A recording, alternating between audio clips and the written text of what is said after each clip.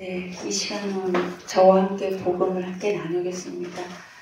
여기 계신 분들은 저를 다 알고 계시는데 요 앞에 너무 아름다우신 주님의 자매들이 정확히 저를 잘 모를 것 같아서 우리 예수님도 자기소개를 하셨어요. 그렇죠? 요한복음 3장 13절, 14절, 15절 그의 기원과 복음과 그가 오신 목적, 생명을 주신 것. 네, 저의 이름은 방은혜입니다. 네, 인도에서 한 10여 년간 복음을 전하다가 한국에 들어와서 지금은 아프리카에서 온 외국인 노동자들, 흑인들이죠. 서부 아프리카, 나이지리아, 카메룬, 가나 이쪽에서 온 아프리카 형제들에게 복음을 전하면서 그들을 섬기고 있습니다. 지금 남편과 함께 국내외로 생명을 주는 복음을 전하는 복음 전도자이기도 합니다. 여기 나와보니까 여기 있는 창이 너무너무 아름답습니다. 벚꽃이 이렇게 흐드러지게 펴 있어요. 이렇게 꽃을 피워서 너무 아름답겠지만 저 벚꽃이 여기에서 복음이 선포되고 생명으로 충만케 되는 저희들을 너무 부러워하고 너무 기뻐할 것 같습니다. 왜냐하면 만물이 하나님의 아들들이 성장을 받는 그것을 애타게 기다리고 있다고 했잖아요. 감사합니다. 예, 우리는 지금 복음을 듣고 있는데요. 성경에서 증거하고 있는 복음은 하나님의 아들, 우리 주 예수 그리스도죠. 예수 그리스도를 통해서 계시되고 그리고 성취하시고 성령을 통해서 거듭 이 복음이 생명을 주는 진리라는 것을 확증하실 뿐만 아니라 마지막 미래까지 확장된 하나님의 궁극적인 뜻은 영원한 생명입니다. 영원한 생명. 영원한 생명에 대한 기본적인 정의를 전 시간에 들었는데 아버지께서 아들에게 주신 생명, 본래적으로는 하나님의 생명이죠. 그 생명을 아들에게 주어서 아들 안에 있게 하신 아들 안에 있는 생명이 복음의 1차적인 정의죠. 그리고 그 아들을 믿어 생명을 얻은 저와 여러분, 신자 안에 있는 생명이 또 영원한 생명이죠. 이 생명은 현재 하나님과 그가 보내신 자 예수 그리스도와 교제하는 생명입니다. 하나님과 그가 보내신 아들 예수 그리스도를 안다는 것은 성경에서 해석하고 있는데 요한일서 2장 24절 25절에 보면 이게 안다는 것이 아들과 아버지를 안다는 것이 아들 안에 거하고 아버지 안에 거하는 것을 의미해요. 이것이 내가 너에게 약속한 영원한 생명이다. 이렇게 말하고 있습니다. 어떻게 아들과 아버지 안에 거할 수 있을까요? 복음을 통해서. 그렇습니다. 그리고 이 영원한 생명은 이 땅에 우리가 육체적인 삶을 다한다 해도 끝나지 않습니다. 우리 몸이 이제 이 땅에 심겨지면 이제 우리가 이렇게 기록된 성경과 성령과 또 이런 교회 안에 있는 어떤 성례전을 통해서 비대면으로 우리 주님과 교제하지만 우리가 주님 품에 안기면 대면 교제를 할 수 있습니다. 주 품에 거하죠. 주 품에 거하고 있다가 주님 다시 오실 그 날에 이 주의 통치가 이제 아버지의 나라로 완성될 그때에는 우리 몸이 부활하고 새하늘과 새 땅이 되고 우리가 새로운 몸으로 그리고 아버지께서 아들에게 배설하신 그 잔치를 누리는 그 영원한 나라, 영원한 아버지의 나라로 완성될 그 나라에까지 영원한 생명이 확장되어 있어요. 그래서 영생은 우리가 생명을 얻었다라는 어떤 소유의 의미가 있는 게 아니고 이 생명은 계속 진보되고 확장되고 충만해지고 완성되는 생명입니다. 이 생명을 창세 전에 하나님께서 우리에게 주시기로 약속하신 거죠. 모든 우리가 알고 있는 성경의 지식들이나 본질적으로 말하면 진리의 모든 근원은 창세 전에 이미 다 확정되어 있습니다. 첫 시간에 복음의 기원이 창세전 하늘에서 내려온 인자가 복음의 기원이라고 들었듯이 창세 전에 진리의 중요한 두 중심축이 있는데 이게 바로 한 가지는 영생이에요. 생명. 아버지께서 아들에게 주신 그 생명.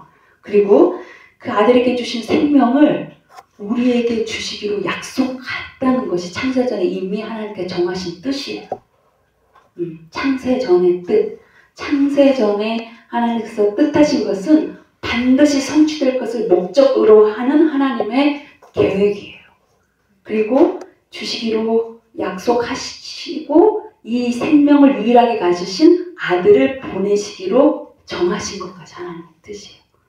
그리고 아들이 오셔서 우리에게 생명을 주셨잖아요. 그렇죠? 이게 창세 전에 하나님께서 우리에게 약속하신 영원한 생명인데 실은 성경에서 여기 보면 창세 전과 그리고 마지막 일의 종말은 매우 희미하게 게시되어 있어요. 기록된 성경이.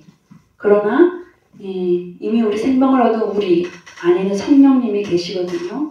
성령님께서 우리가 이 기록된 성경 말씀이 선포되고 또 들려지는 이 자리에는 계속해서 생명의 효력을 나타내시는데 이 창세전과 종말에 대한 진리도 성령을 통해서 우리가 이해하기에 부족함이 없도록 성경에 기록되어 있어요. 창세전에 그 세계, 아들과 아버지가 충만하게 누리시던 그 영광까지 다 게시되어 있어요. 종말에 대한 부분도 이제 계속해서 우리가 복음을 들을 텐데 얼마나 놀라운지 몰라요. 그 종말에 실현된 그 아버지의 나라를 우리가 지금 현재 누리는 진리가 우리에게 지금 성취되고 있다는 게 너무 놀라운 것이죠. 이 시간은 창세전에 하나님께서 생명을 주시기로 약속하신 하나님의 뜻이 어떻게 창조와 그 이후의 모든 역사를 통해서 성취되었는지 그 첫 번째 시간입니다. 창조. 복음의 기원이 창세전에 있듯이 복음의 목적이 영원한 생명이듯이 창조의 기원, 창조의 발원지, 창조의 시발점이 어디에 있는가. 그것도 굉장히 중요한 시간입니다. 왜냐하면 우리에게 생명을 주시기 위해서 우리를 만드신 하나님의 뜻이 시발점이 어디에 있는가 이걸 아는 것은 우리에게 의미가 있는 것이잖아요. 그렇죠? 그리고 창조의 기원과 창조의 목적은 동일해요. 어떻게 보면. 그래도 창세 전에 하나님께서 생명을 주시기 위해서 이제 이 세상을 창조하기로 하나님이 계획하신 건데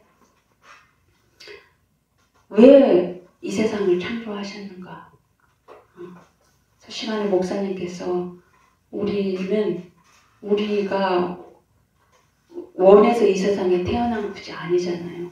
누군가의 뜻에 의해서 이 세상에 났고 태어나고도 보니 부모가 결정되어 있고 우리의 삶이 이렇게 뭔가 이렇게 계획 안에 있다는 것을 알게 되잖아요. 이제 아들을 통해 생명을 얻은 자는 우리의 삶은 우리 맘대로 되지 않습니다. 그분이 정하신 뜻대로 그분의 계획대로 갈 수밖에 없어요. 그것을 아는 자는 기쁘게 복종하면서 그분 안에 거하면서 살면 되는 것이죠. 예. 창조의 기원도 하나님께 있고요. 그리고 이 세상을 창조하신 목적은 바로 그 영원한 생명을 주시기 위해서 하나님의 영광을 알게 하기 위해서요. 이거는 기본적으로 우리가 신앙생활을 하면서 다 알고 있는 진리입니다. 그 영광을 아는 것, 영광을 보는 것, 이게 이제 영생의 중심축에 있는 그 하나님의 충만함에 이르는 것인데, 우리가 요한복음에서 하나님이 이 세상을 지으신 목적이 예수 그리스도를 통해서 이 세상을 구원하신 것과 같아요. 구원의 내용은 영원한 생명이죠. 요한복음 3장 16절 17절에 이 세상을 멸망하기 위해서가 아니라 세상을 구원하기 위함이라, 영생을 주게 하기 위함이라 같은 뜻입니다. 이 세상을 창조하실 때 하나님께서는 어떤 상태에서 이 세상을 창조하셨을까? 이런 것들이 우리에게 좀 궁금증이 있을 거예요. 근데 성경에 다 나와 있어요. 마치 아들에게 생명을 주신 것이 요한 사도를 통해서 우리에게 딱 보여주듯이 이 세상을 창조할 때 삼위일체가 이 세상을 창조했잖아요. 삼위일체 하나님이 어떠한 영광 가운데서 이 세상을 창조하셨을까? 잠언 한번 보시겠습니다. 잠언 8장 22절에서 31절까지 한번 보시겠는데요. 잠언 8장은 굉장히 위대한 말씀이 증거되고 있는데, 하나님의 아들로 예표된 지혜에 대해서 얘기하고 있어요. 지혜. 이 지혜가 의인화가 되어 있어요. 여기를 읽어보시면 같이 나누실 텐데, 봐도 그 지혜가 바로 하나님의 아들인 것을 알 수 있습니다. 22절부터 한 26절까지 한번 읽겠습니다. 여호와께서 그 조화의 시작 곧 태초에 일하시기 전에 나를 가지셨으며 만세 전부터 태초부터 땅이 생기기 전부터 내가 세움을 받았나니 아직 바다가 생기지 아니하였고 큰 샘들이 있기 전에 내가 이미 났으며 산이 세워지기 전에 언덕이 생기기 전에 내가 이미 났으니. 26절까지 읽을까요? 하나님이 아직 땅도 들도 세상 진토의 근원도 짓지 아니하셨을 때라. 아멘. 창세 전에 하나님께서 최초로 하신 일이 여기 나와요. 그것은 바로 그 지혜가 여기서 증거하고 있잖아요. 여호와께서 나를 가지셨다. 이 표현은 하나님께서 창세 전에 최초로 하신 일은 아들을 낳은 일이에요. 영어 성경에 보면 그 지혜가 I was given birth, 내가 태어났다 이것을 3번씩이나 여기서 반복하고 있어요. 창세 전에 최초로 하나님께서 하신 일은 아들에게 생명을 주어 생명으로 낳으신 일이에요. 그리고 그 생명을 우리에게 약속하신 거죠. 아직 바다가 생기기 전에, 언덕이 생기기 전에, 땅도 들도 세상 진토의 모든 근원도 짓지 아니하셨을 때, 창세 전에 일이죠.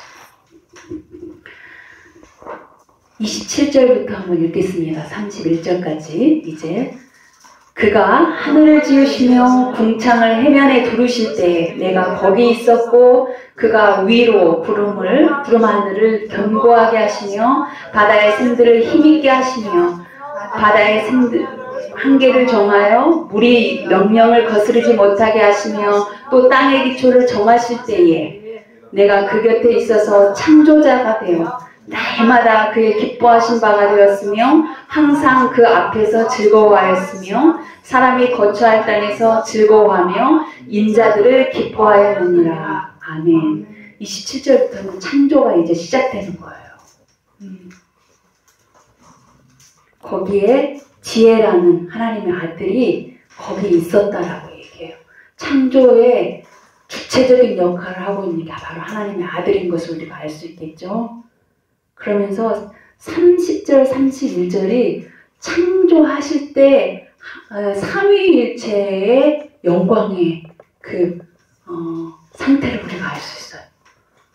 내가 그의 곁에서 아들이 아버지의 곁에서 창조자가 되어 창조의 명공이 되어서 날마다 그의 기뻐하신 바가 되었으며 그 앞에 즐거워요. 기쁨과 즐거움 가운데 이 창조 사역을 시작했다는 거예요. 아까 페리코레시스 들었죠. 영광의 그 중심측에 현존의 기쁨이 있어요. 아버지와 아들과 성령이 너무 기뻐서 춤을 추듯이 함께 있는 상태를 얘기해요. 그 상태에서 이 세상을 만드셨다는 거예요. 그러면서 사람이 거할 땅에서 즐거워하며 그들을 기뻐하였다. 그래서 사도 바울이 에베소 성도들에게 편지를 보내면서 옥중서신인데요. 에베소서 1장 3절에서 5절에 생명을 얻고 보니 이 생명이 얼마나 감사와 찬양이 되는지 그가 감옥 안에서 막 찬송하리로다. 에베소 성도들이 같이 찬양합시다. 막 이렇게 하는 거예요. 같이 송축합시다. 찬송하리로다. 하나님, 우리 주 예수 그리스도의 아버지께서 하늘에 속한 신령한 복을 주셨도다. 곧 창세 전에 그의 사랑하시는 자, 그 앞에서 거룩하고 흠이 없게 하시려고 우리를 택하셨습니다. 그 기쁘신 뜻대로 우리를 예정하사 그 사랑하시는 자, 그 예수 그리스도로 말미암아 우리에게 하나님의 아들들이 되는 그 복을 주셨다.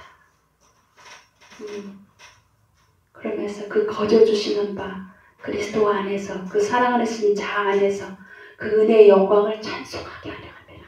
이렇게 말해요. 우리가 생명을 얻고 나면 우리에게 생명을 주신 이 하나님의 뜻이 창세전에 있었다는 것과 우리가 택한 백성이라는 것과 우리가 그의 하나님의 아들들이 되었다는 것, 감사와 찬송이 넘치는 거죠.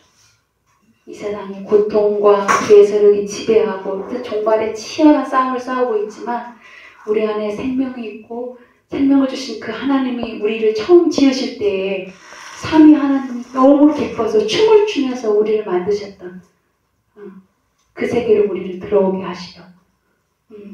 창조의 목적은 이거예요. 이 기쁨 가운데로 우리를 들어오게 하시려. 먼저 생명을 주게 하시기 위해서.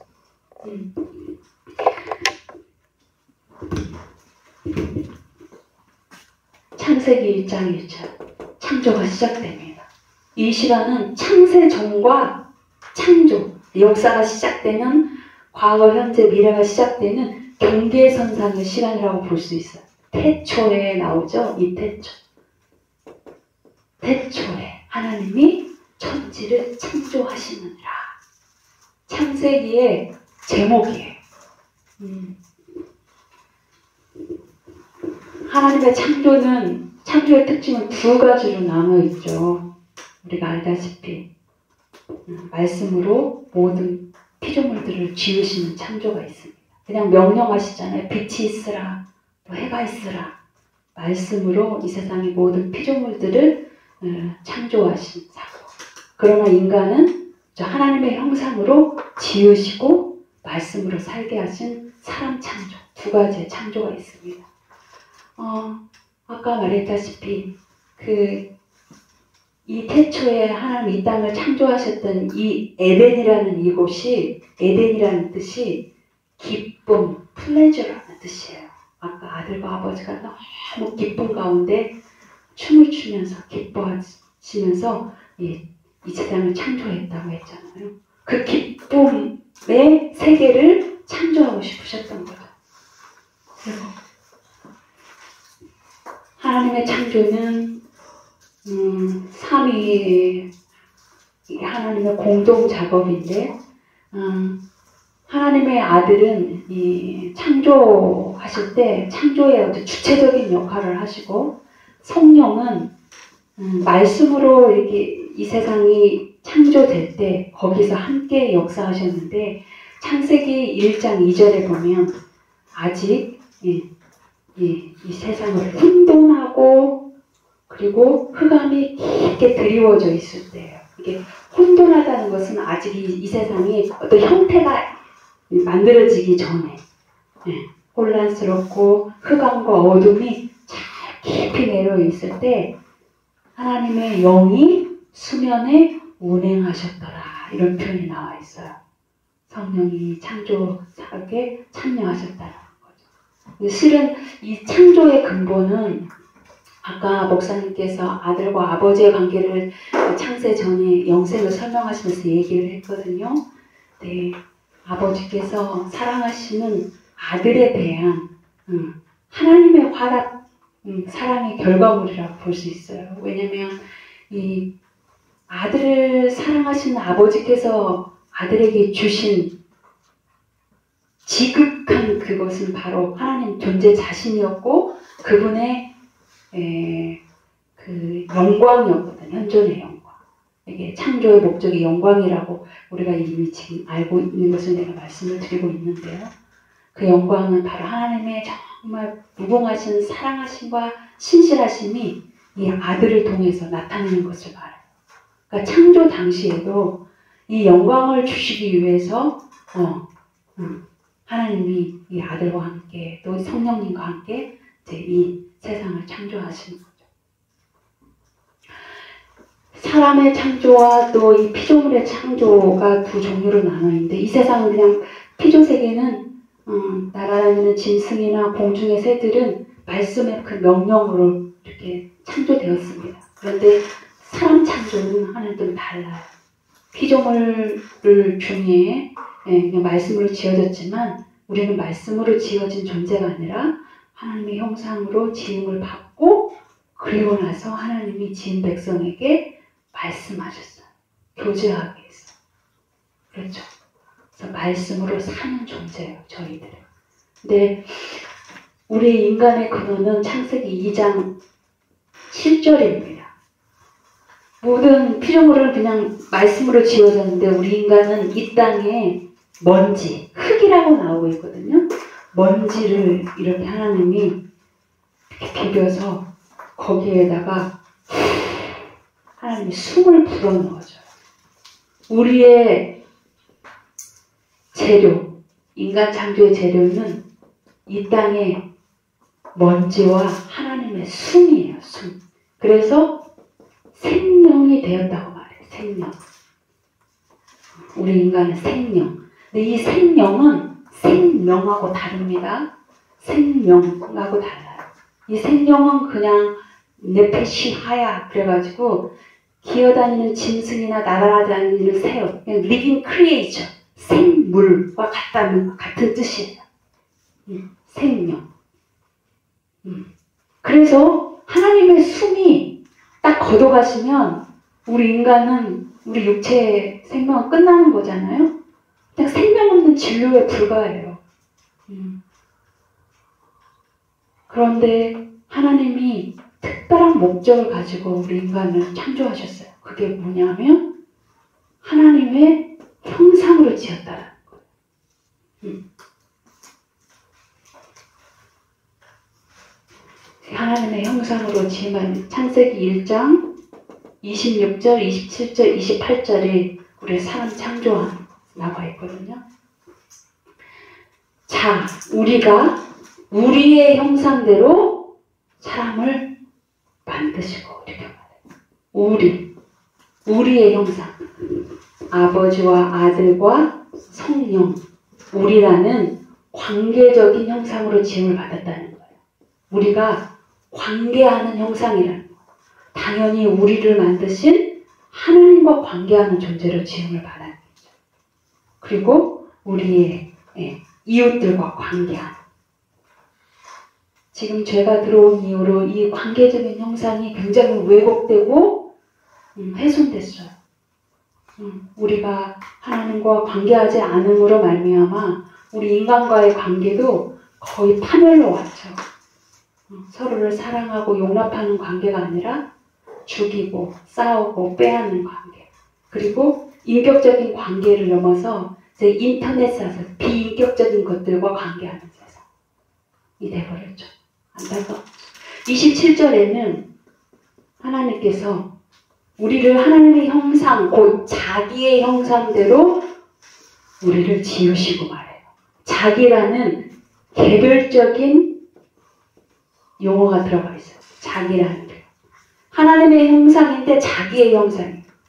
어떤 뜻이냐면 우리가 하나님의 형상으로 지음받았는데 개별적으로 아버지의 형상으로 지음받았는가, 아들의 형상으로 지음받았는가, 성령의 형상으로 지음받았는가, 그것을 말하는 거예요.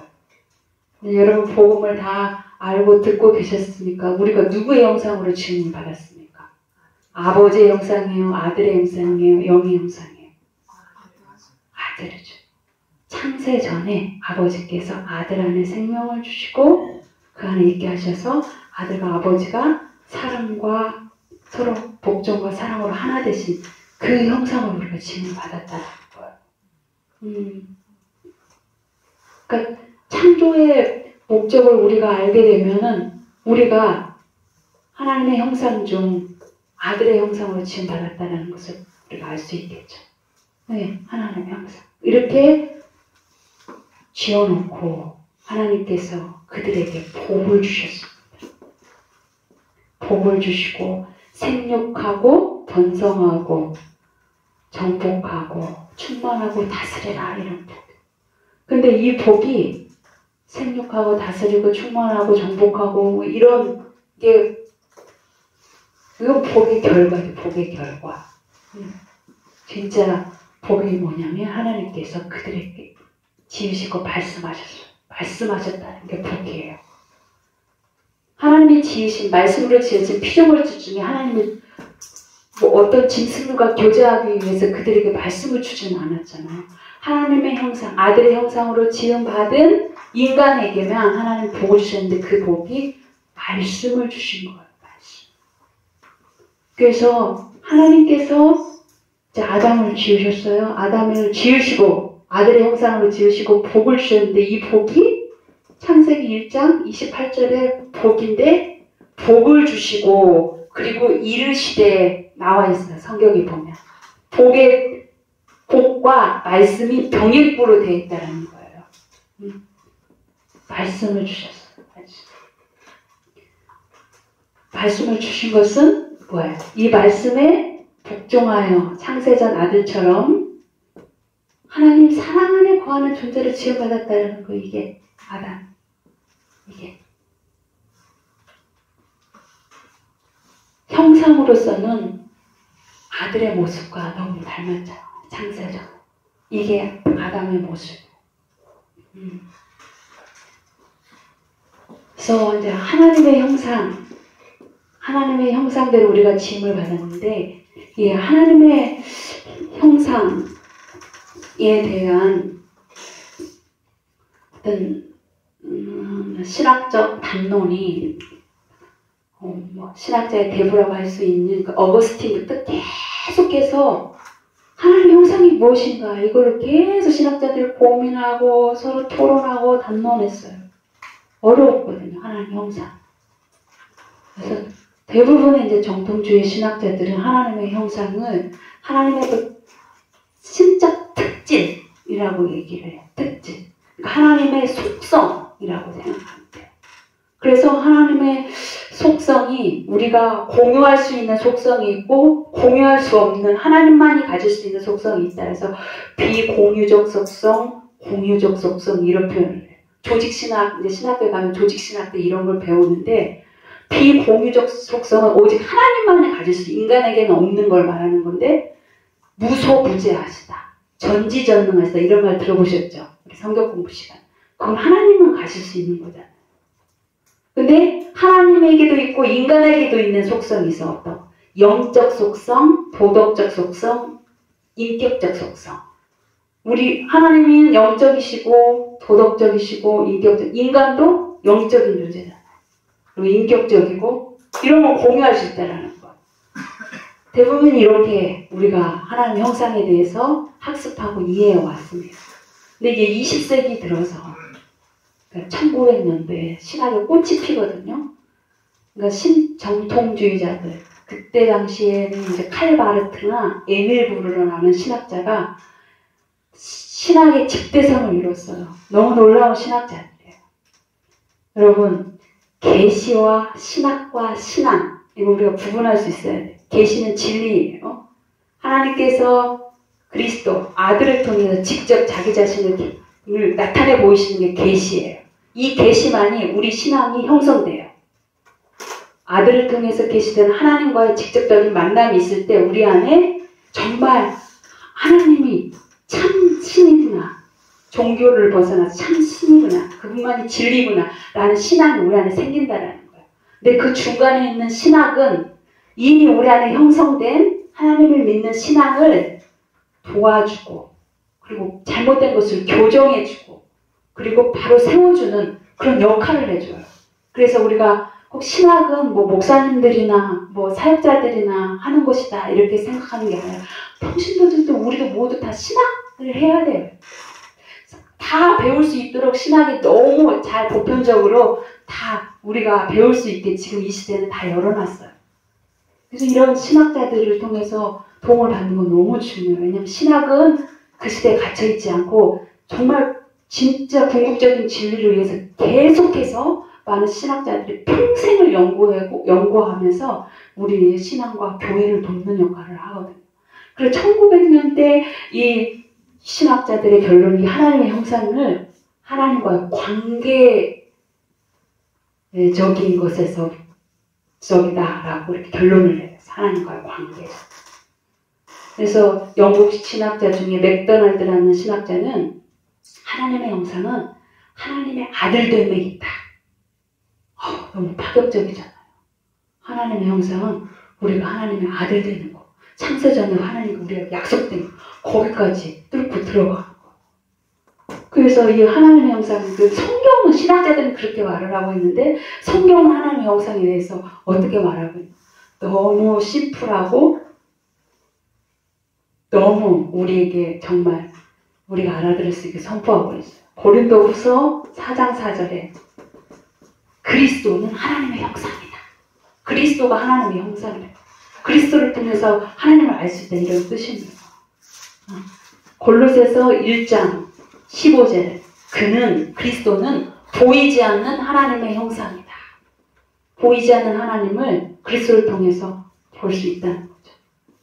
히브리서 1장 3절에는 그리스도는 하나님의 영광의 광채, 본체의 형상이다. 그리스도가 하나님의 영광의 빛이고 그리고 하나님의 본체의 형상이다.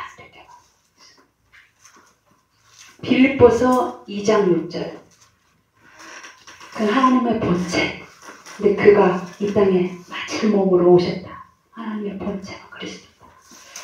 로마서 8장 29절에는 하나님이 미리 아신 자들 저와 여러분을 말하죠. 미리 아신 자들을 본받게 하기 위해서 그리스도를 맏아들로 삼으셨다. 맏아들의 형상이다. 이게 하나님의 형상인 거예요. 우리의 인간은 우리가 또 생명을 얻은 자들도 그리스도의 장성한 분량에 이르기까지 우리가 나아가는 것이 우리 인간의 목적이잖아요. 성경이 증거하고 있는. 우리가 그리스도처럼 되게 하기 위해서 하나님이 우리의 형상대로 우리를 이렇게 만드셨다는 거예요. 놀라운 거죠. 너무 감사한 거죠. 그래서 어떤 피조물에게도 주지 않는 그 복, 하나님께서 말씀을 주셔서 그 말씀으로 하나님과 교제하도록 지음받은 존재가 바로 아담이에요. 그래서 안토니 후쿠마라는 복음주의, 개혁주의자, 신학자 이름인데요. 그분이 우리 창조된 이 아담을 하나님의 말씀으로 사는 복된 존재인데 하나님 말씀의 복종에서 그의 안에 거하는 언약적 교제의 존재라고 말했어요. 아담에게 대해서. 신학자의 말이지만 우리가 앞으로 계속해서 듣게 될 언약, 교제 이런 말들이 나옵니다. 여러분, 이 언약은 하나님께서 자기 백성과 계속해서 관계 맺고 자기 백성과 계속 교제하기 위해서 하나님께서 세우신 아주 중심적인 하나님의 교제 방식이에요. 언약을 모르면 성경을 이해하기가 쉽지 않습니다. 이 언약이라는 말은 약속이라는 말과는 틀려요. 약속은 그야말로 선물이에요. 약속을 받을 대상이 뭐가 능력이 있고 받을 만한 가치가 있고 이품이 되어서 선물을 주는 게 아니라 그것과 상관없이 하나님이 일방적으로 주시겠다고 하는 하나님의 일방적인 것이 선물로서의 약속이에요. 생명이 그런 것과 같이, 성령이 그런 것과 같이. 근데 이 언약은 공적인 관계. 하나님과 아담이라는 공적인 관계가 드러났잖아요. 공적인 이 두 관계를 법적으로 규정하는 상태. 이것을 언약이라고 말합니다. 우리가 보통 계약 이런 말도 있죠. 좀 법적인 용어인데 거기에서 보면은 그 계약을 맺은 언약을 맺은 두 당사자 안에는 반드시 지켜야 될 법적인 책임이 따라요. 그렇죠.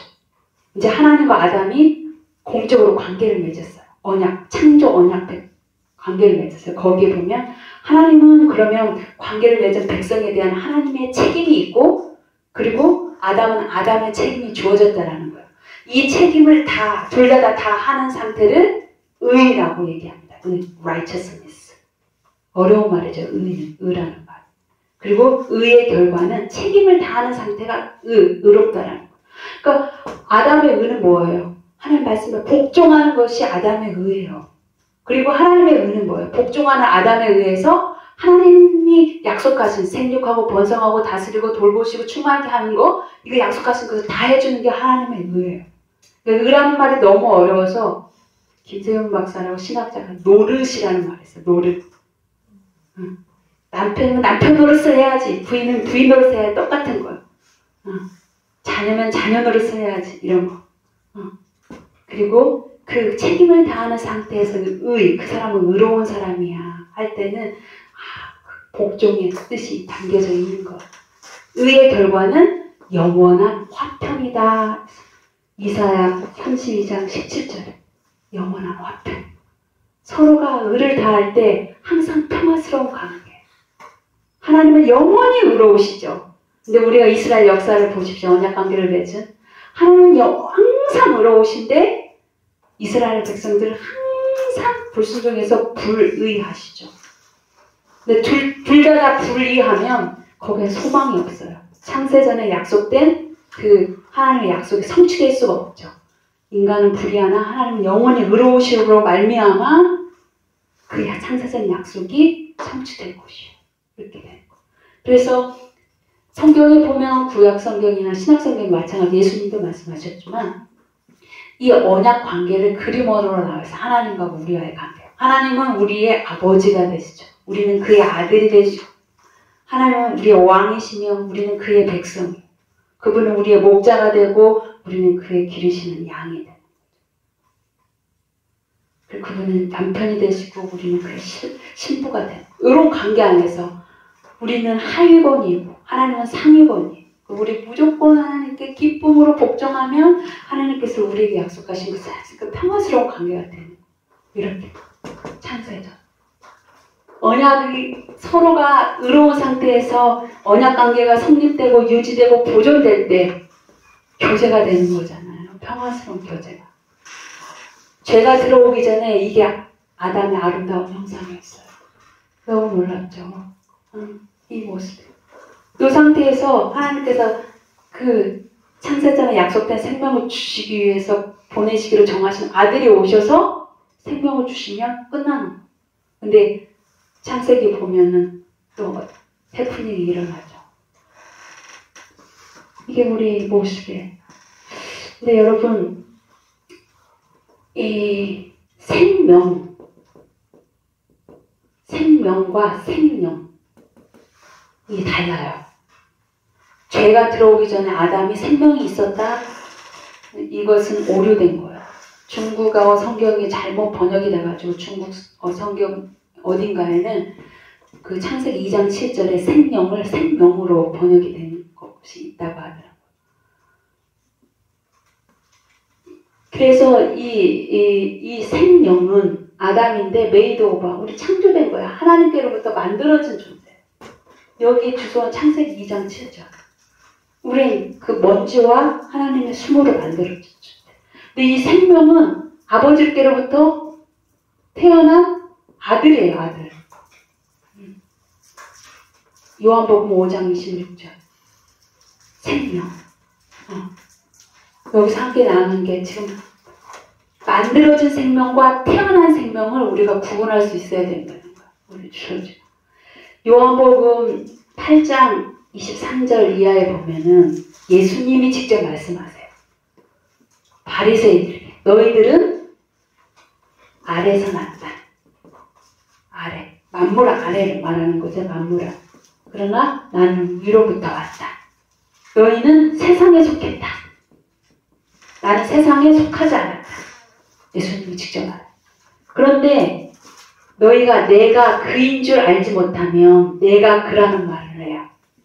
내가 그라는 말은 예수님께서 특별히 쓰셨던 말씀이기도 하지만 출애굽기 3장 14절에 보면 모세가 떨기나무 불꽃 아래서 여호와께 당신의 이름이 무엇입니까? 물어봐요.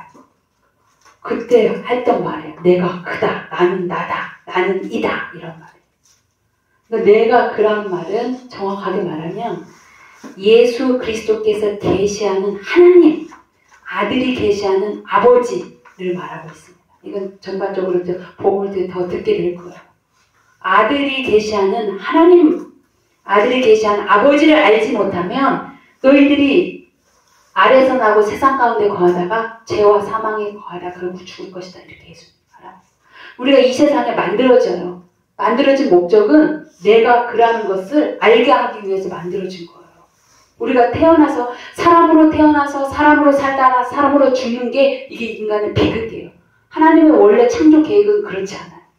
창조의 목적은 인간으로 태어나지만 아들의 생명을 얻어서 하나님의 아들들이 되는 것이에요. 그게 바로 내가 그를 알 때 일어나는 것입니다. 고린도전서 15장 45절은 부활장이기도 하고 종말의 성취를 말하는 위대한 복음이 선포되고 있는데 첫사람 아담은 생명이다. 생명. 그냥 just living being, living creature. 그러나 둘째 아담, 다시 오시는 그리스도를 얘기하죠. 그 아들은 예수 그리스도는 생명을 주는 영이다. life-giving spirit. 살려주는 영이다. 이 표현을 쓰고 있거든요. 살리는 영, 살려주는 영, 생명을 주는 영이다. 다른 거죠. 네. 우리가 요한복음 1장 12절에서 14절 보면 우리가 예수 그리스도를 영접하면 아들이 되는 권세를 얻습니다. 그쵸? 근데 우리가 태어날 때는 혈통이나 육정이나 사람의 뜻, 한 남자의 의지에 의해서 우리가 태어나요. 그런데 예수님은 위로부터 난 자를 얘기하고 있어요. 우리가 이 땅에 혈육과 또 육정과 사람의 뜻에서 태어나지만 아들의 생명은 위로부터 난 아들이다. 이런 표현이 있어요. 그래서 이 아담은 로마서 5장 14절에 아담은 오실자의 모형이다. 이렇게. 모형. 우리가 무슨 옷을 디자인할 때 그 패턴을 뜨잖아요. 그 패턴이라는 뜻이에요. 이렇게 만들어 놓고 베드로전서 1장 20절에 보면 하나님이 창세전에 우리에게 생명을 주시기로 약속하셨잖아요. 그럼 생명을 가진 유일하신 자, 아들이 오셔야 우리가 생명을 얻을 수 있어요. 근데 이 아들은 창세 전에 이미 우리에게 보내시기로 예정됐다. 정하셨고 이 말세에, 이 마지막 때에 우리에게 나타나셨다라고 얘기를 하고 있어요. 이 영생에 대해서, 생명에 대해서 예수님이 요한복음 10장 28절, 29절에 보면 예수님이 좀 특이한 얘기를 하십니다. 너희가 내 양이면 내 음성을 듣고 내 말을 들을 것이다. 우리가 예수님의 양이잖아요. 특별히 내 양이라고 말할 때는 내 말을 듣고 내 목소리를 듣고 나를 따르고 그럴 때 내 양이라고 말해요. 특별한 말이죠. 그들을 아버지께서 나에게 주셨다라고 말을 하거든요. 그리고 그들에게 내 말을 듣고 나를 따르는 자에게 내가 그들에게 생명을 줄 것이다. 생명을 말합니다. 이 생명은 아버지께서 아들에게 주신 생명인데 결코 그 어떤 것도 그 무엇도 이 생명을 빼앗을 자가 없다라고 얘기합니다. 이 영생에 대해서. 만약에 아담이 죄지기 전에 영생이 있었다면 창세기 3장 사건이 일어나지 않는다는 거예요. 이 말을 하고 싶어. 여러분, 우리가 하나님의 형상으로 지음받았어요. 우리가 아담의 후예잖아요. 그러나 아담과 아들과의 차이점. 우리는 여기에서 태어납니다. 여기서 태어나지만 이쪽으로 가게 하기 위해서 하나님께서 우리를 지으신 거예요. 그래서 그리스도가 오셨고. 예.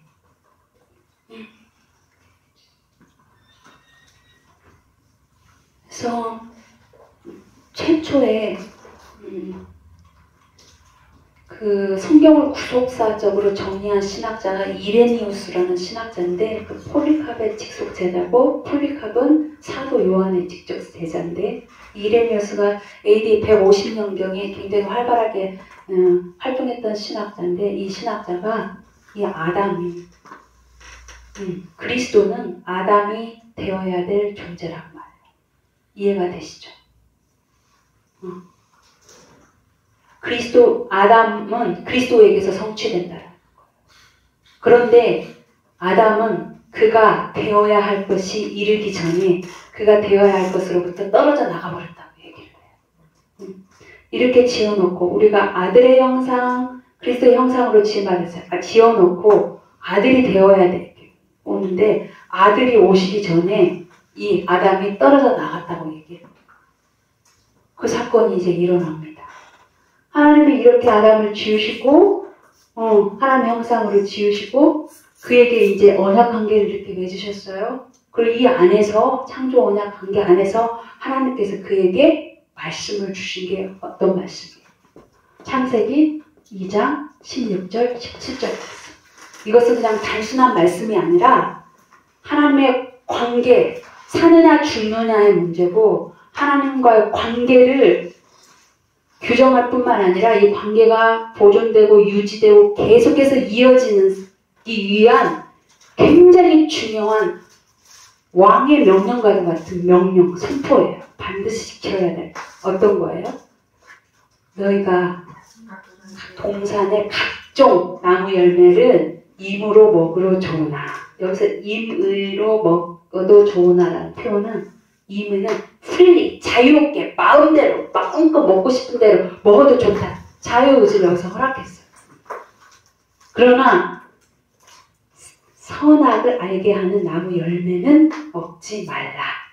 먹을 경우 반드시 죽을 것이다. 이게 하나님의 말씀이에요. 이제 언약관계가 형성됐기 때문에 하나님의 말씀은 조건이 따라요. 조건. 뭐뭐 하면 뭐뭐 할 것이다. 먹게 되면 반드시 죽을 것이다. 이렇게 나와요. 여러분, 그러면 아담이 이 하나님의 엄정한 명령, 이것은 바로 복종해서 하나님 품에 딱 거하고 관계를 유지하면 되잖아요. 근데 무슨 사단이 나요? 하나님의 이 말씀이 딱 선포되니까 어디에 있었는지 모르는 사단이 출현해요. 이미 언젠가부터 하나님께로부터 타락해서 어디에 공중 잡은 권세자라고 하잖아요. 공중 어디에 있다가 숨어 있다가 하나님의 말씀이 딱 선포되니까 갑자기 그 죄의 세력이 뱀에게로 들어갑니다. 그러니까 죄의 세력 배후에는 마귀가 있겠죠. 마귀는 요한일서 3장 8절에 보면은 속이는 자, 다 거짓말하는 자 이렇게 나와 있어요. 다 마귀에게 속했다. 거짓말하는 자가 다 마귀에게 속했다. 그리고 요한복음 8장 44절에는 너희들의 아비는 마귀가 거짓말하는 자다. 이렇게. 왜냐하면 그가 뱀에 들어가서 뱀에게 하는 것을 보면 속이고 유혹하고 이렇게 하는 행동을 벌인다는 것입니다. 그래서 여러분, 이 죄의 세력은 보이지 않는 영적 세력이에요. 영적 세력. 그게 이제 뱀에게로 들어가가지고 여자에게 나타난 거죠.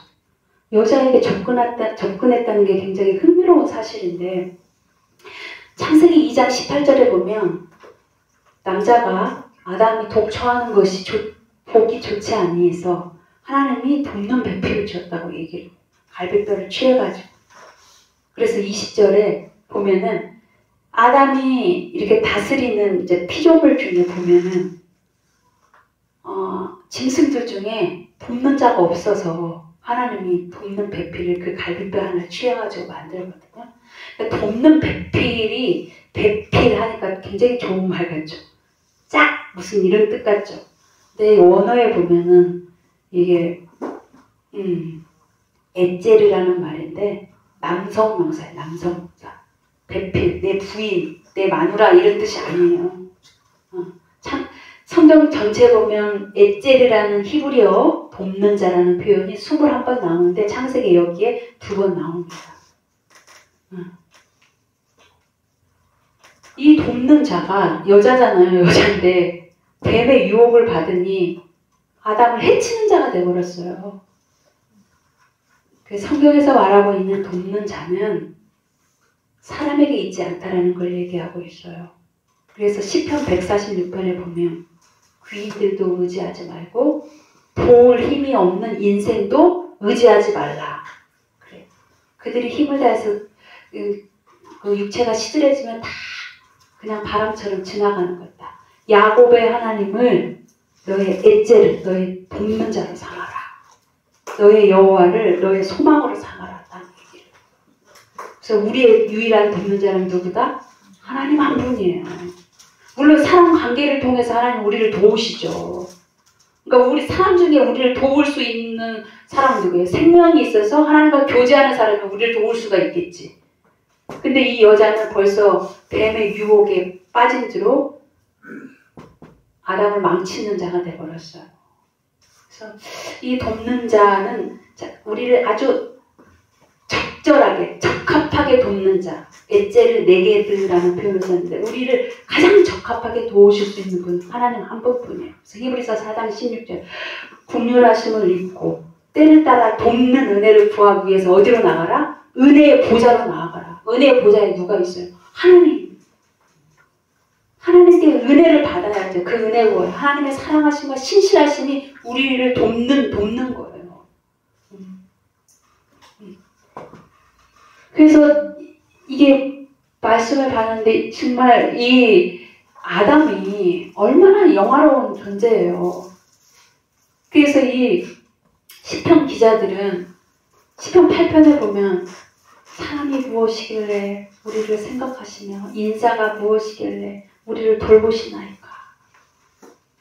그 경건하시니 우리를 하나님보다 조금 못하게 우리를 만드시고 영광과 존귀의 관을 씌우시고 모든 만물을 다스리는 통치권까지 줬다. 이렇게 표현을.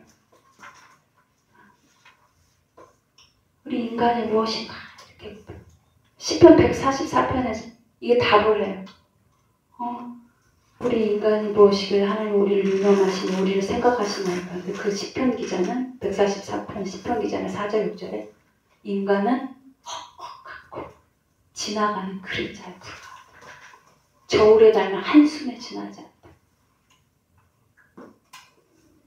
시편 103편 13절 16절에 보면 아비가 자식을 긍휼히 여기는 것 같이 여호와께서도 그를 경외하는 자를 긍휼히 여기신다. 하나님 왜 우리를 긍휼히 여기시냐면 우리를 볼 때 불쌍해요. 왜냐면 우리의 체질을 너무 잘 아셔. 우리를 만드신 분이시잖아요. 우리의 체질은 먼지 뿐이라는 것을 하나님이 알고 계시기 때문에 우리 육체는 풀과 같고 우리의 인생은 들의 꽃과도 같아. 바람이 지나가면 훅 떠나버려. 그러나 여호와의 인자하심, 하나님의 사랑하심은 그를 경외하는 자에게 영원하도다. 이렇게 말하고 있어.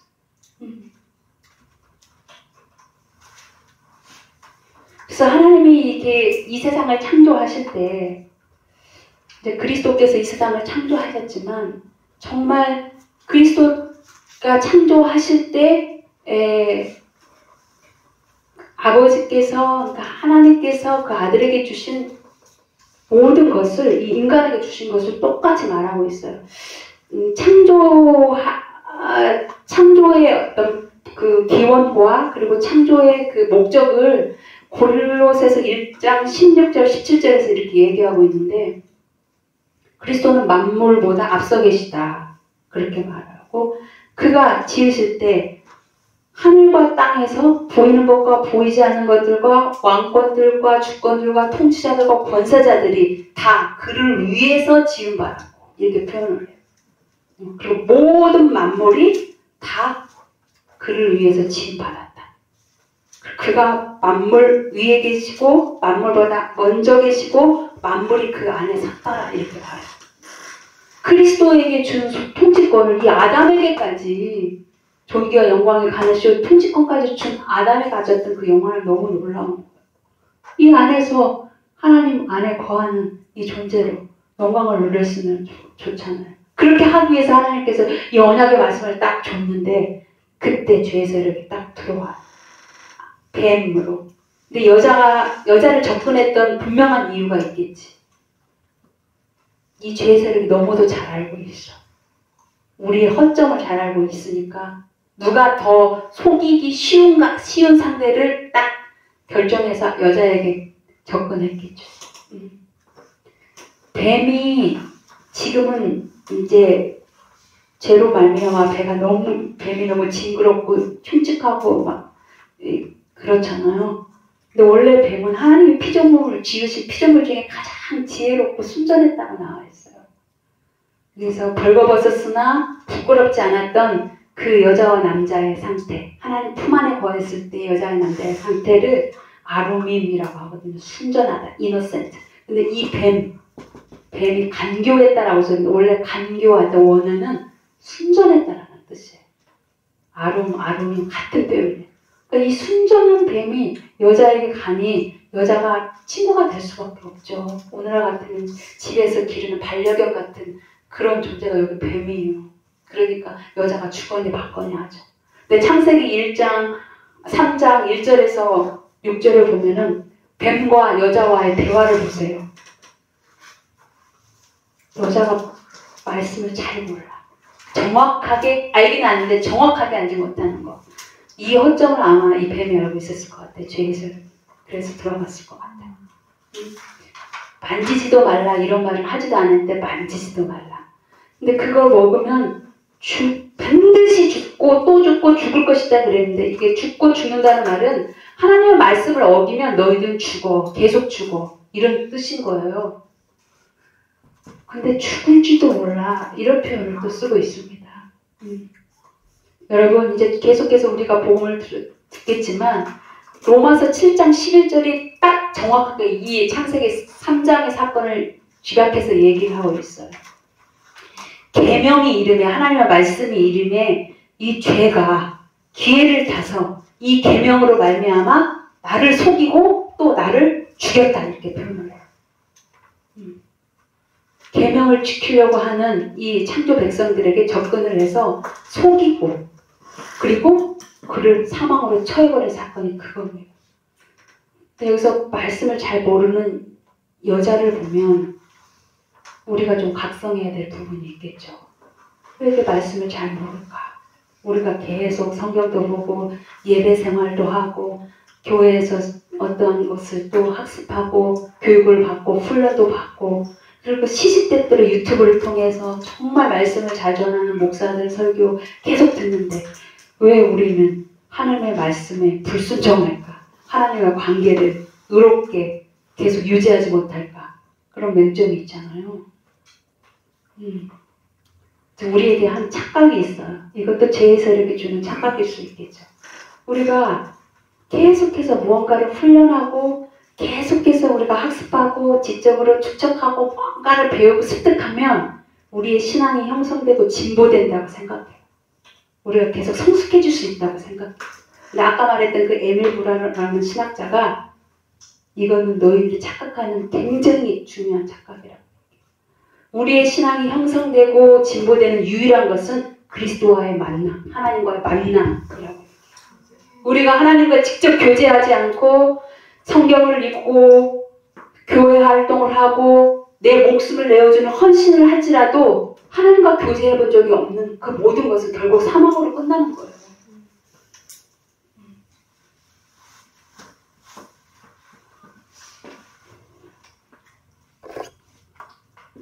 그래서 말씀을 정확하게 아는 것은 굉장히 중요한 겁니다. 지금 이 시대에 우리가 말씀을 정확하게 아는 거는 풍요로운 시대예요. 왜냐하면 우리가 생명이 있죠? 생명이 있는 우리가 말씀 앞에 가면, 말씀 묵상의 자리에 가면 성령 하나님께서 우리를 계시와 지혜의 영으로 하나님을 알게 하고 아들 안에 거하고 아버지 안에 거하는 영생이 실체되게 하는 그런 시대를 우리가 알고 있는데 정확하게 말씀을 알지 못한다는 것은 목사의 책임이 아니라 우리 책임이에요. 이제 그래서 그 하나님의 공의가 성취됩니다. 아까 여기 하나님 품속에 있었다. 이것을 먹을 경우 너희가 반드시 죽으리라. 그래서 창세기 3장의 사건에서 우리가 놓치지 말아야 될 것은 그 여자 때문에 돕지 못하는 그녀 때문에 아담도 먹고 그래가지고 결국 먹고 안 먹고 그걸 따먹고 안 따먹고 그게 중요한 게 아니라 그 배후에 죄의 세력이 역사하고 있구나. 이걸 우리가 하나님의 말씀을 지키려고 할 때, 우리가 하나님을 사랑하려고 할 때, 우리 하나님께 우리 자신 드리려고 할 때 항상 죄의 세력이 배후에서 지키고 섰다가 딱 덮친다라는 거예요. 자기를 주장하게 하고 우리가 하나님처럼 되게 하려고 하는 이제 복음에서 그걸 더 다루겠어. 그래서 창세기 2장 17절 말씀이 성취되어 버렸어요. 그것을 먹을 경우 반드시 죽으리라. 죽음의 증상이 어떻게 나타났다? 창세기 3장 7절에 벌거벗었으나 부끄럽지 않았어요. 하나님 품에 있었을 때는 벌거벗어서 너무도 비참한 것을 알게 된 것. 그것이 죽음의 증상이에요. 벌거벗었음을 알 뿐만 아니라 그것을 이제 가리기 위해서 무화과 잎을 엮어가지고 치마를 두르고서 그 비참한 상태를 가리는 거. 여자가 본즉 먹음직해서 그걸 먹게 됐잖아요. 보는 주체가 그 뱀의 유혹으로 말미암아 달라요. 결국은 죽고 나서 자기 비참한 상태를, 벌거벗은 상태를 비참하게 여기는 거. 인식 자체가 바뀌었습니다. 자기 인식이 들어오니까, 자의식이 들어오니까 행동도 자기가 주체적으로 해요. 뭔가 이 비참한 것을 이제 가리기 위해서 무화과나무를 엮어가지고 가리는 문화가 돼버린 거예요. 여기서 무화과 잎을 엮어서 치마로 삼았다라는 치마라는 표현이 히브리어로 카고르라는 뜻인데요. 이거는 무슨 무화과 잎 너울너울해가지고 우리의 그 치부를 가릴 수 있을 만큼 어떤 너울너울한 그 치마가 아니에요. 굉장히 가느다란 벨트를 뜻해요.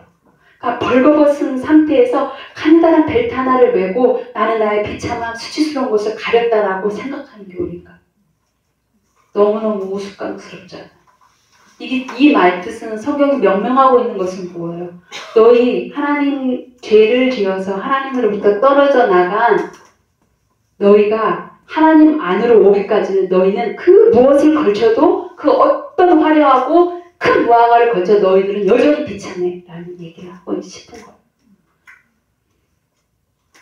박 목사님께서 첫 시간에 사마리아 여인이 그 5 남편을 뒀던 5 남편과도 같은 그 무화과, 있으면 살 것 같고 없으면 죽을 것 같은 그 무엇, 그 누구, 그게 무화과예요.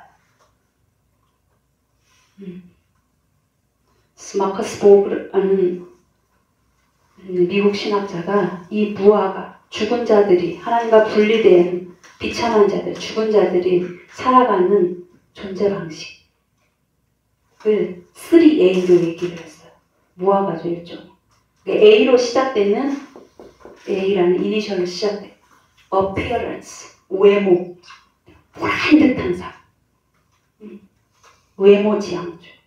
보란듯해. 외모도 보란듯해. 뭐도 보란듯해. 그 다음에 두 번째, achievement. 성공, 명예. 그 다음에 affluence. 풍요롭고 윤택하고 안락해야 돼. 물질 만능주의. 이 3A가 우리 인간이 추구하는 보편적이면서도 모든 사람들이 탐심을 갖고 얻으려고 하는 3A의 무화과라는 겁니다. 근데 중요한 건 이게 교회 안으로 들어왔다는 거예요. 예수 믿어서 보란듯한 삶, 예수 믿어서 성공하고 명예를 얻고, 예수 믿어서 부자 되고, 걱정할 것 없는 노후가 보장되고, 이런 걸 추구하는, 이런 게 들어왔다는 거예요. 무화과 신앙이에요.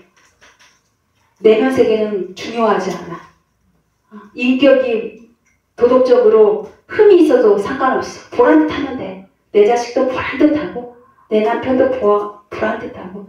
이것이 이제 어떤 문화와 역사 속에서 계속 발전하고 과학문명을 통해서 더 개발되는 무화과인데요. 집단 속에서 더 능력을 발휘해요. 인간은 그럴듯한 집단 속으로 들어가고 싶어 하잖아요. 교회도 큰 교회, 메가처치, 모든 시설과 모든 게 다 갖추어진 그런 데서 신앙생활 싶어하는. 자기 신앙이 어쨌든 교회 이름만 되면 굉장히 신앙이 있는 신자처럼 보이기 위한 그런 무화과를 얻는 거죠. 그래서 내 남편도, 내 자식도, 내 인생도, 사업도 이런 무화과.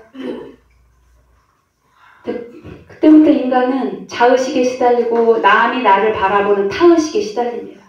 남이 나를 어떻게 보나 이런 거예요. 자율과 타율의 지배를 받아요. 하나님의 신유를 받아야 되는데. 근데 이런 무화과 중에 가장 굉장히 못된 무화과, 아주 나쁜 무화과가 뭐냐면 자기의예요. 자기의. 욥에게도 있었던 자기의. 욥은 이런 윤리적인 도덕적인 죄를 범한 적이 없어. 하나님이 욥을 다 다루시려고 하나님께서 욥을 그렇게 하신 것인데, 욥이 그 세 친구들은 다 제압했어요. 근데 욥보다 더 말 잘하고 똑똑한 엘리후를 보냅니다. 그래가지고 굉장히 짓밟아버려요. 그런데 나중에 폭풍 속에서 하나님 나타나셔가지고 욥이 알지 못하는 창조주 하나님을 얘기해. 내가 이것을 지을 때 너는 어디 있었느냐? 내가 타조, 악어, 무슨 알지도 못하는 생물들, 그런 거, 그 벼랑 끝에 다니는 그런 사슴들, 이런 걸 지을 때 너는 어디 있어? 거기서부터 꼬꾸라져요, 욥이. 너를 의롭다 하려고 나를 불의하다고 생각하는 욥을 완전히 패대기지. 그래서 욥이 나중에는 귀로만 듣던 하나님을 내 눈으로 직접 보고 죄를 티끌처럼 자기를 티끌로 여기고 죄를 뒤집어쓰고 자기 자신을 despise, 경멸히 여기며 하나님 앞에 완전 납작 엎드려요. 귀로만 듣던 하나님, 아까 말했던 누군가로부터 듣던 하나님, 여자처럼 말씀을 잘 알지 못하게 하는 그 어떤 것들로부터 이제 내가 직접 눈으로 보고 직접 교제하는 하나님이 있어야 돼요. 그렇지 않으면 아무것도 알면서 자기, 바리새인들이 그랬거든요. 누가복음 16장 15절에 보면 하나님이 예수님의 바리새인들을 겨냥해서 얘기해요. 그들은 항상 스스로 옳다. 항상 옳대. 그리고 항상 사람들 사이에 높임을 받으려고 한다. 그들의 힘이. 그들을 볼 때 하나님은 그들의 외면보다는 중심을 깨뜨려 보시는데, 예수님이 그들을 볼 때 detestable, 역겨워서 토할 것 같다. 가증스럽다, 이런 표현을 해요. 하나님 앞에서 말씀을 다 안다고 하는 사람들, 성경 백독, 천독한다고 하는 사람들, 모든 신앙을 다 안다, 다 알아 하는 사람들이 자기 부인을 하지 않으면 그렇게 돼. 사탄적이다. 사탄은 자기만 주장하게 하지 않아요. 삼위 하나님은 자기 부인을 통해서 하나가 되신 분이거든요. 단순한 겸손이 아니라 내가 없어야 되거든요. 그 자기의 옷이 가장 지독한 무화과라. 그러면서 인간은 그때부터 가면을 쓰고 살합니다. 가면. 내는 모든 게 비참하니까 뭔가 그 가면을 쓰고 누구 흉내를 내며 누구를 닮고 싶어 하며 그 사람처럼 살고 싶어 하는 거예요. 결혼도 가면을 쓰고 해요. 이 하나님을 만나기 전에는 우리는 벌거벗은 자가 될 수 없어요. 벌거벗어서 자유로운 그 상태로 돌아갈 수가 없어요. 생명을 얻기 전에. 목사님 책에도 나오지만 가스토 루가 쓴 오페라의 유령이라는 거 아시죠, 여러분? 요즘 극장에서도 많이 하고 있고. 거기에 에릭이라는 사람이 나와요. 에릭은 태어날 때부터 굉장히 흉측하게 태어났어요. 근데 모든 사람이 멸시해도 단 한 사람 자기를 낳아주는 어머니는 자기를 용납해줘야 되는데 어머니마저 자기를 버립니다. 그러면서 그 어머니가 가면 하나를 만들어줘요. 그리고 이거를 써라. 너가 이 가면을 절대 벗지 마라. 벗을 경우에 사람들이 너를 경멸할 것이다. 이렇게 말해요. 근데 이 에릭은 천부적으로 노래를 너무 잘해요. 음악적인 소질이 있어. 근데 그가 크리스틴이라는 여가수와 사랑에 빠졌어. 어느 날 에릭이 크리스틴 품에 안겨서 가면을 벗습니다. 그 가면을 벗은 자기 얼굴에 크리스틴이 눈물을 흘려요. 그 크리스틴의 눈물이 자기 얼굴, 가면 벗은 얼굴에 떨어져요. 그때 에릭이 말해. 크리스틴은 나를 위해서 살고 나를 위해서 눈물을 흘렸다. 오 하나님, 오늘 내가 이것이 하나님께 내게 준 최고의 행복입니다. 하면서 이 에릭이 크리스틴 품에서 안겨서 그날 죽습니다. 이 오페라 유령이 우리가 진리 안에서 충분히 해석할 수 있어요. 누가 비참한 얼굴, 흉측한 내 얼굴, 나도 나를 용납하지 못하는 나를 그 누가 이 세상에 나를 용납하고 나를 위해서 울어줄 사람이 있어요? 없어요. 크리스틴은 결국 하나님을 얘기하고 있어요.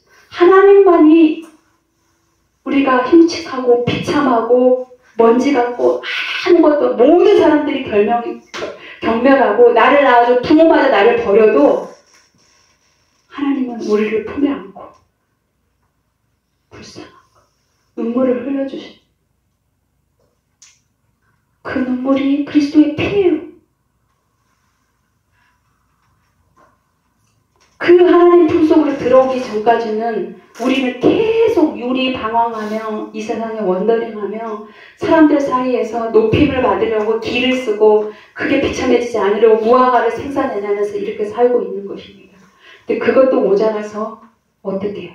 나무 사이로 숨어요. 나무 사이로. 아담이. 하나님 품속에 있어야 될 이 아담이 어디로 들어가? 마물 안에 갇혀버리는 거예요. 항상 하나님 품상에 잘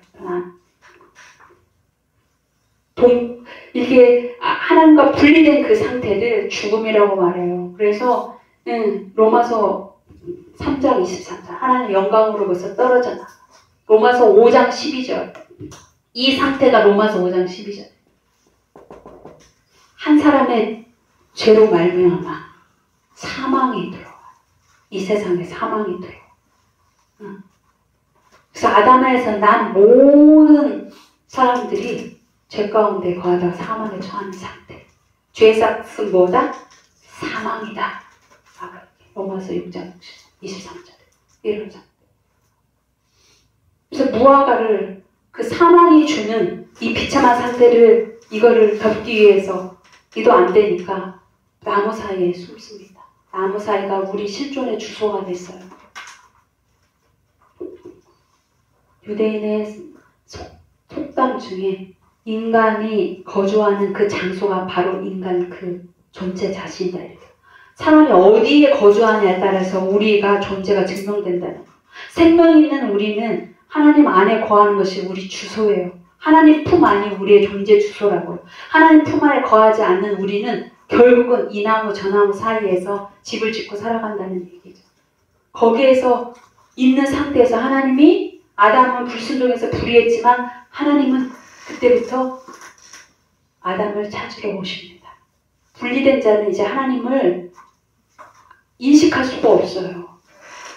창세기 3장 9절 아담아 내가 어디 있느냐? Where are you? 이게 최초로 하나님의 목소리, 하나님의 음성이 창조세계에 들렸던 날, 최초로. 그것도 너무 관계가 끊겨진 이 상태에서 마치 새끼를 잃은 어미 짐승이 미친 듯이 물어대듯이 하나님이 표현을 하듯이 아담아 내가 어디 있느냐. 아들과 같은 내가 내 품속에 있어야 될 내가 떨어져 나간 그 존재의 공허. 부모님들은 다 아시잖아요. 내 자식들이 내 품속을 떠날 때 그냥 물리적으로 떠난 그런 게 아니라 같이 살아도 관계하지 않고 대화가 없고 뭐 신앙적인 그런 걸 떠나 그런 고통은 이루 말할 수가 없잖아요. 그러면 하염없이 그 아들을 위해서 기도하고 아들의 이름을 부르잖아요. 어머니들이. 어스틴도 그랬고 그 모니카가. 하나님이 아담아 내가 어딨냐 여기서부터 부르시고 모든 많은 신학자들이 창세기 3장 9절에서 머물러요. 오랫동안. 이 하나님의 외침을 어디서 찾냐 하면 우리가 이렇게 부활절 고난주간 했지만 마태복음 27장에서 찾습니다. 엘리 엘리 라마. 예수님이 십자가에서 두 번 크게 부르짖거든요. 한 번은 엘리 엘리 라마 사박단. 하나님 하나님 어찌하여 나를 버리시나이까. 아버지께로부터 버림당하는 아들의 고통의 소리예요. 내가 어디 있느냐. 그 속에 중첩된 이중 목소리. 그리고 마지막에 아들이 죽으실 때 한번 비명을 지르시면서 아버지여 내 영혼을 아버지께 의탁합니다 하고 죽잖아요. 우리 아담 안에서 난 우리는 하나님과 분리됨의 고통을 몰라요. 분리된 채 태어났기 때문에. 근데 우리의 분리됨의 고통을 대신해서 아들이 아버지로부터 떨어져 나가면서 부르짖는 그 소리. 그리고 아들을 죽이면서까지 생명의 약속을 지키기 위해서 아들을 찍어내리시는 하나님의 비명. 두 아들과 아버지의 비명이 십자가에서 나타났다. 그게 바로 저와 여러분의 이름. 아담아 내가 어디 있느냐. 이 소리는 내가 어디 있느냐라는 것. 빨리 돌아오라 그런 뜻이거든. 저와 여러분의 이름을 그때부터 부르셨다는 것이죠.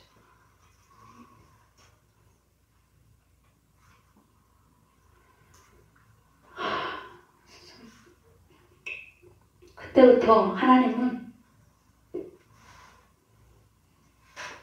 맹렬하게 우리를 추적해서 오는 사냥개처럼 우리를 추적해서 오시고 아담은 계속해서 도망치는 도망자가 됩니다. 이스라엘 역사를 한번 보세요. 언약을 파괴하고 도망치는 이스라엘 향해서 하나님이 맹렬하게 뒤쫓아 오셔서 다 휘어채시는 그리고 다시 언약 안에 넣으시고 그럼 또 뛰쳐나가면 또 같이 뛰쳐나가시고 심판은 하시지만 다시 내 품으로 들어오시고 이게 반복되는 역사였어요. 이스라엘 역사뿐 아니라 집단적인 역사뿐만 아니라 우리 개개인의 역사를 한번 보십시오. 우리가 생명을 알고 지금 이 자리에서 복음을 듣고 또 듣고 정말 아버지를 알고 아버지 품속에 더 충만히 거하기 위해서 우리가 이 자리에 와 있기까지 우리가 하나님과 어떻게 서로 도망치고 하나님 뒤쫓아 오시고 어떻게 했는지 인생의 고비고비 때마다 왜 하나님이 나에게 그렇게 잔인한 사건을 일으키셨는가? 하나님 나한테 그렇게 말도 안 되는 내가 이해할 수 없는 감당할 수 없는 상황을 그렇게 만들으셨는가? 그건 다 너 내 안으로 돌아오지 않으면 너는 살 수 없는 존재. 그걸 만드신 거예요. 하나님의 메시지죠. 그게 바로.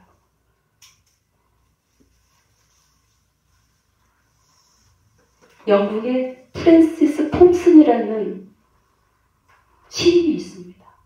그 사람은 원래 의사가 되고 싶어 했고 하나님을 사랑해서 신학자가 되고 싶어 했는데 어찌어찌 하다가 인생이 완전 파괴됐어요. 완전. 결국은 이 사람이 시를 하나 지었어요. 하늘의 사냥개. Hound of Heaven. 자기는 하나님께부터 계속 도망쳤다는 것. 나는 그에게로 도망쳤습니다. 밤과 낮에 비탈길 아래로. 나는 그에게로 도망쳤습니다. 세월의 아치 저 아래로. 나는 또 도망쳤습니다. 내 마음의 미로로, 또 그 눈물의 안개 속으로 나는 또 끝내 또 숨었다. 또 표현해. 나 또 숨었습니다. 아담처럼.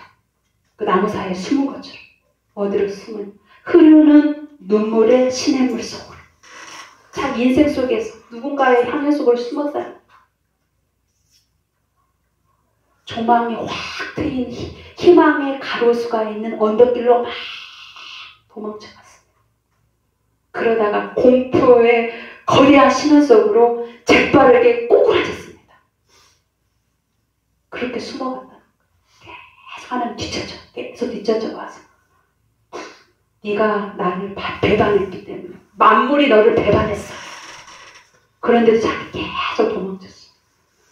도망치다 보니 내게 있는 이 어둠이 당신이 나에게 내민 이 손그림자였습니까? 이렇게 말해요. 그러면서 거기에 딱 하나님의 이 어리석고 안목 보고 약하기 짝이 없는 자요. 이렇게 말해요. 하나님의 그를 발견하고 그가 들은 하나님의 음성이겠죠. 여러분, 하나님이 우리를 처음 만나줬을 때 얼마나 불쌍히 여겨주셨어요. 이 어리석은 자야. 이 안목 보는 이 맹인 같은 자야. 양들이 그렇잖아요. 목자가 없으면 아무데나 가잖아요. 약하게 착해. 불쌍하다. 이러면서 네가 나를 떠난 것은 내 사랑을 떠난 것이야. 우리는 하나님의 사랑이 없으면 살 수가 없어요. 우리는 그렇게 하나님을 그렇게 피해고 도망치고 추적해서 그렇게 왔어요. 우리의 이야기죠. 그 시를 읽어도 가슴이 나도 그렇게 숨었어. 저 밑에. 찾아오셔서 네가 왜 이렇게 했느냐 아담이 그러니까 하나님이 두려웠다고 얘기합니다. 하나님과 같이 이 안에 있을 때 언약 안에 거할 때 하나님과 교제했던 아담이 당신이 두려워요. 두려워서 숨었다고 얘기를 해요. 그러면서 그러면서 아담은 여자 탓. 저 여자 때문에 그랬어요. 여자는 뱀 탓. 결국은 아담이 당신이 내게 준 저 여자 때문에 내가 이렇게 신세가 막혔어요. 이렇게. 우리가 이제 뭔가 하나님과 관계가 뒤틀려지고 뭐가 했을 때 우리 애들 보십시오. 너 왜 이렇게 했어? 엄마 때문에 이러잖아요. 그런 것처럼 이런 식으로 하나님 탓으로 돌려요. 내 인생이 이렇게 망친 건 하나님 난 정말 당신을 잘 믿어보려고 했어. 정말 신앙생활 잘 해보고 싶었어.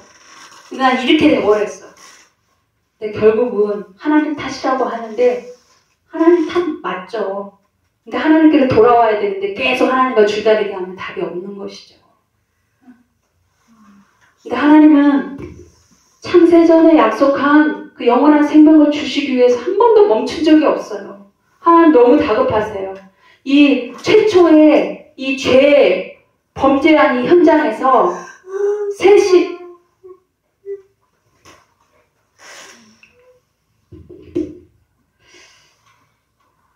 합작해서 죄를 범했잖아요. 뱀과 여자와 아담이. 그 현장에 하나님이 나타나셔서 심판을 하시죠.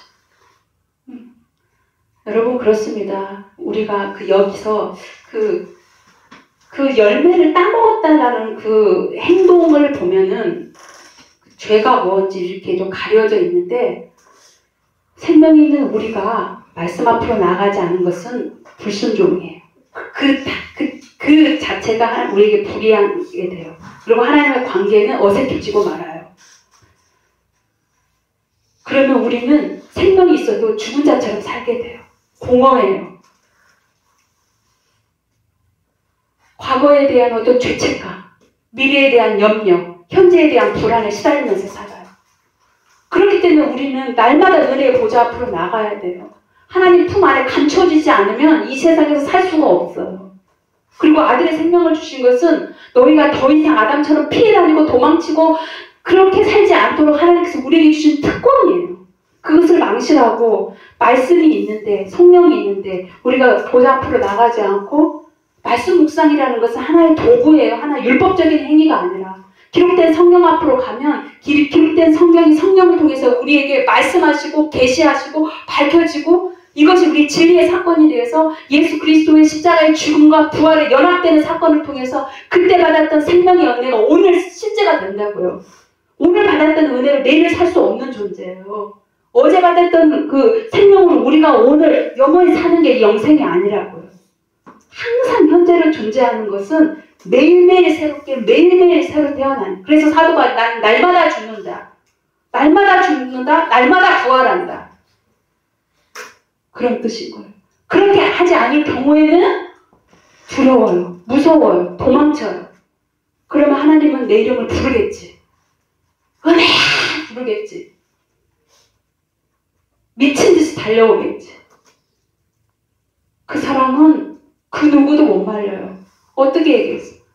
로마서 8장 38절에 사망이나 생명이나 천사들이나 권세자들이나 현재일이나 장래일이나 높음이나 깊음이나 그리스도 예수 안에 있는 하나님의 사랑은 결코 끊을 수가 없다. 끊을 수 없는 사랑은 한번 내가 너를 지목했어. 내가 너를 선택했어. 그래서 내 아들을 죽이기까지 아들의 생명을 너에게 줬어. 하나님 전적으로 책임져 주는데 우리가 하나님을 거스르는 방향으로 가면 맹렬하게 뛰쳐나와서 우리의 영혼의 머리채를 쥐어잡는단 말이에요. 그러면서 말씀하신다는 것은 왜 그랬느냐? 네가 왜 나를 범했느냐? 나를 떠나면 너는 죽는데 이런 뜻입니다. 하나님과의 관계가 자꾸 우리하고 틀어지는 이유가 뭐냐면 우리가 비참한 것을 잘 인정하지 않기 때문에 그런 겁니다. 비참한 것을 우리는 받아들일 수 없어요. 폴틴이라는 신학자가 비참한 자가 되는 용기라는 말을 했어요. 용기. 믿음은 이 비참한 존재를 용납하는 것을 받아들이는 것, 그 용기라고 말했어요. 우리가 비참한 것을 인정하는 것. 그리고 더 나아가서는 이 비참한 자를 유일하게 용납하시는 하나님을 받아들이는 용기. 거기까지 나가야 돼요. 이제는 하나님 우리를 어디서 만나주십니까? 무화과를 덕지덕지 걸친 채 십자가에 못 박혀 죽었다고 하는 것은 거짓 믿음이에요. 하나님 보시지 않아요. 알몸으로 십자가에 못 박히셨잖아요. 예수님 무화과 모든 것을 우리에 걸쳐있는 모든 무화과 더러운 것을 다 밟아버리지 알몸으로 너무 흉측하게 너무 비참하게 우리의 주님이 생명을 주시는 주님이 그 진정한 회개가 뭐냐고 베드로가 그 예수를 오해하고 사람의 일을 위해서 예수님을 사탄 취급하면서 그렇게 꾸짖었던 베드로가 나중에 예수님이 보내주신 성령을 통해서 그 들었던 예수님이 선포했던 모든 복음을 깨달은 다음에 그가 위대한 사도가 되어서 복음을 전할 때 많은 유대인들이 그거 보고 막 놀라워 두려워했어요. 온 이스라엘 지방 모든 유대인들을 말하는 거거든요. 너희가 못 박은 예수가 하나님께서 주와 그리스도가 되게 하셨다라고 얘기해요. 그러니까 예수가 역사적인 예수가 하나님의 아들인 것과 그리스도인 것, 우리 생명을 주시기 위해 오신 분이라는 걸 모르면 아무것도 모르고 이거 예수에 대한 오해를 회개하고 각성하고 토해내는 게 회개예요. 그러니까 그들이 그 말을 듣고 베드로와 다른 사도들 앞에서 어찌하면 좋을까? 어떻게 하면 좋을까? 우리가 예수를 오해했구나. 어떻게 하면 좋을까? 그리고 베드로가 뭐라고 합니까? 회개하고 예수 그리스도의 이름으로 세례를 받고 죄사함을 받고 성령을 받아라 이렇게 얘기를 해요. 그렇기 때문에 우리가 복음 앞에 있는 것이 아닙니까? 비참한 자가 되지 않으려고 예수를 오해하고 다윗의 왕국을 재현하려고 했던 그들의 그 가짜 믿음, 거짓 믿음을 사도들을 통해서 성령을 아주 박살낸 거예요. 그런데 온 한국의 교회들은 아직도 예수를 오해하고 있으니 얼마나 가슴이 아프겠습니까? 비참한 자가 되는 것은 진짜 실로 용기예요. 용기. 생명이 있는 자만 갖고 있는 용기. 비참한 것을 사랑하고 비참한 자를 있는 것을 기쁨으로 아는 자가 진짜 십자가 못 박힌 자. 네. 한 구절 읽고 마치겠습니다. 이사야 57장. 하나님과 우리가 만나는 자리가 거기입니다. 이사야 57장 15절 말씀.